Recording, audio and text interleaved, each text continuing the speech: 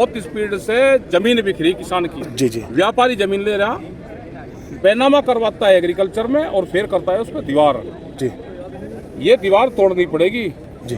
पीछे की जमीन फिर खरीदते हो फ्री में। एमएसपी गारंटी कानून के लिए एक बड़ा आंदोलन, दिल्ली से भी बड़ा आंदोलन देश में होगा।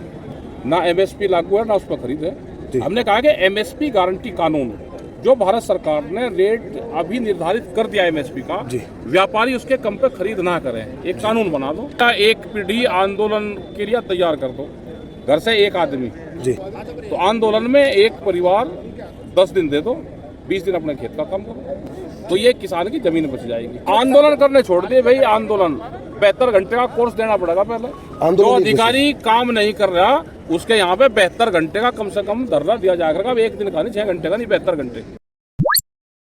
टिकैत साहब, जैसे आपके द्वारा एक यहाँ पर मीटिंग का आयोजन, महापंचायत का आयोजन हुआ है, क्या कुछ कहना चाहेंगे इस बारे में? भाई कहना ये है कि एक तो बिजली प्राइवेट करने जा रहे हैं जी, उसका अगर तजर्बा लेना है तो आगरे में ले लो जी।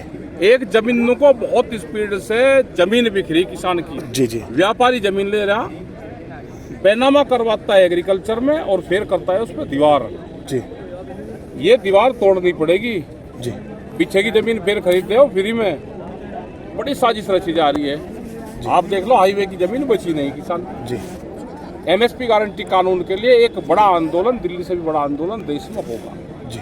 ये पूरे देश में चर्चाएं हैं जी।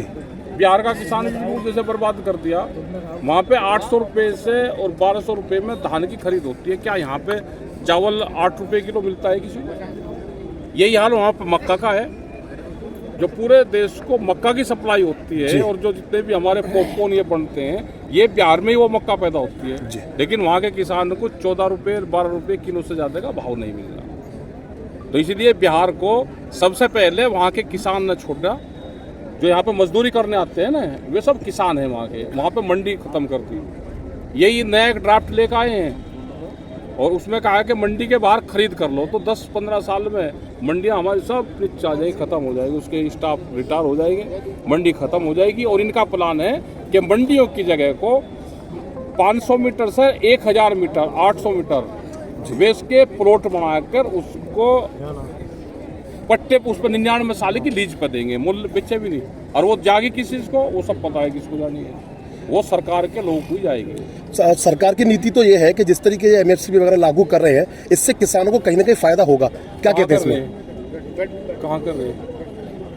ना एमएसपी लागू है ना उस पर खरीद है। हमने कहा कि एमएसपी गारंटी कानून जो भारत सरकार ने रेट अभी निर्धारित कर दिया एमएसपी का, व्यापारी उसके कम पे खरीद ना करें, एक कानून बना दो जिस व्यापारी को व्यापार करना है उसके कम पे खरीद ना करें। ये हमने कहा है। क्या संदेश देना चाहेंगे यहाँ से यहाँ के किसानों के लिए, सरकार के लिए? भाई आंदोलन के लिए एक पीढ़ी आंदोलन के लिए तैयार कर दो, घर से एक आदमी जी। आंदोलन में पहले वो होता नहीं था ना, एक घर का चौधरी होता था पहले, वो बाहर के काम देखता था।